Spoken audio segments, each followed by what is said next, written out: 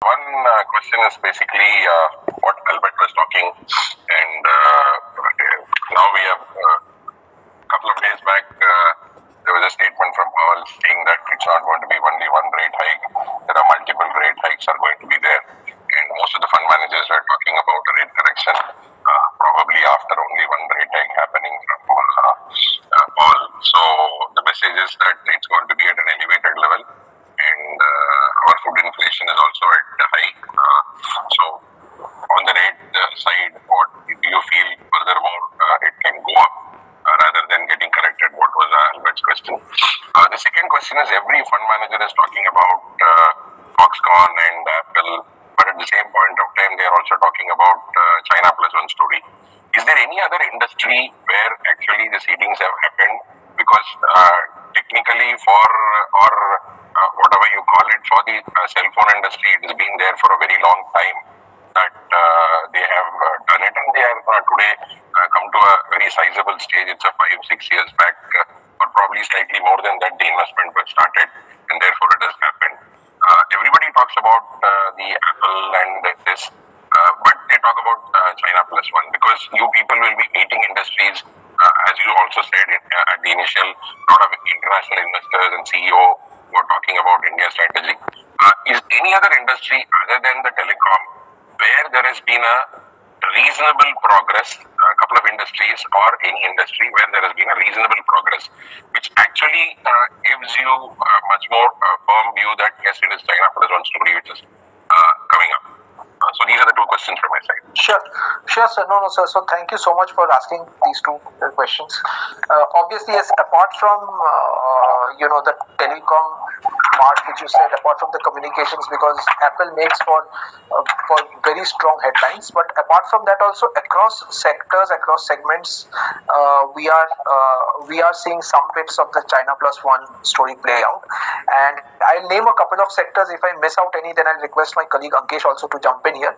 But apart from communications, apart from electronics, apart from smartphones, we are seeing very significant traction in consumer durables, in other consumer durable industries. We are seeing in our cap goods companies, because now we hold about 6 to 7 cap goods companies, and in each of these calls, each of the earnings calls, the local management has highlighted that how the global management is now thinking about exporting or producing more from their India plants, and each of them have announced capacity expansions over the last year or so, or in the process of expanding their capacity. Auto companies, tanks, for example, they are also announcing, or they have also seen very sharp increase in their order books from their global parent as well.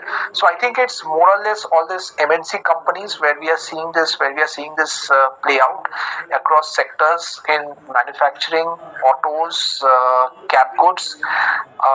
Another sector where we have already seen some part of it play out, and India already gained market share over the last decade or so, has been specialty chemicals.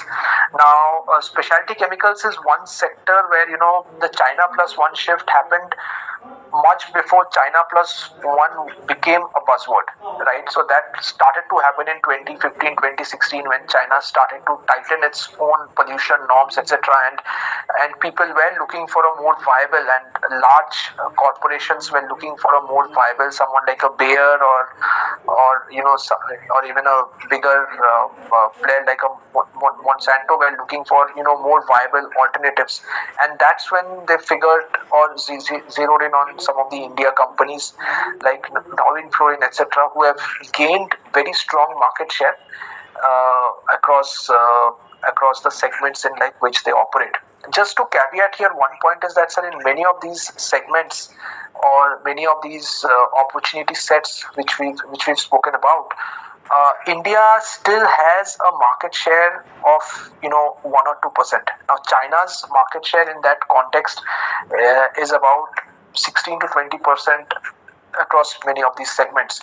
So which means that even an incremental 1 to 2% market share gain away from China could mean a 15-16% year-on-year dollar growth for India.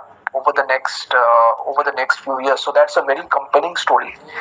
We are, as I said, seeing it play out in quite a few sectors. But I'll just request Ankesh here if he has anything to add on any of the other sectors here. Thanks, Deepujal. So I would only add that when we see upgrade of manufacturing in India, we should see in terms of two aspects. One is to, as a replacement of imports, government is trying to promote a lot of manufacturing happening in India.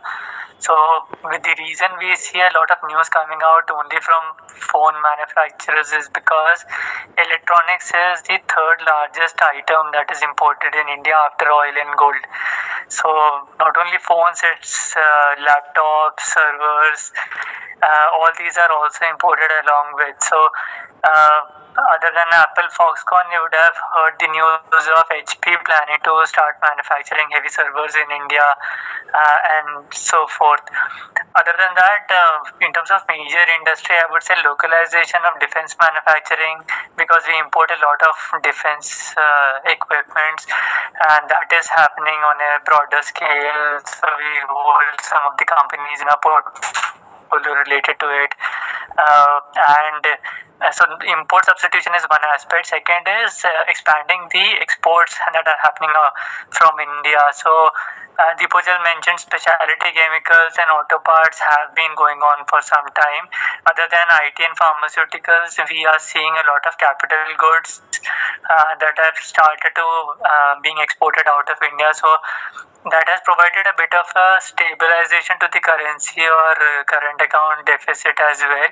So previously, if you would have seen, other than IT services and pharmaceuticals, things like gems, jewelry, textiles, these constituted most of the Indian exports. And these items, the demand for these items get hampered when suddenly prices move up or outside demand goes down. So they are quite price elastic. But now you see in the export basket, capital goods, auto parts, machineries, even in terms of services, a lot of business consultancy, engineering services are being provided. So that has kind of expanded the export basket for India in terms of more price inelastic items whose demand remains consistent. You get a lot of forex reserves on the basis of that. So in terms of other industry, things will happen slowly. I'll take semiconductors for example. Micron is one of the companies that announced setting up of semiconductor manufacturing in India, has committed a multi-million-dollar deal.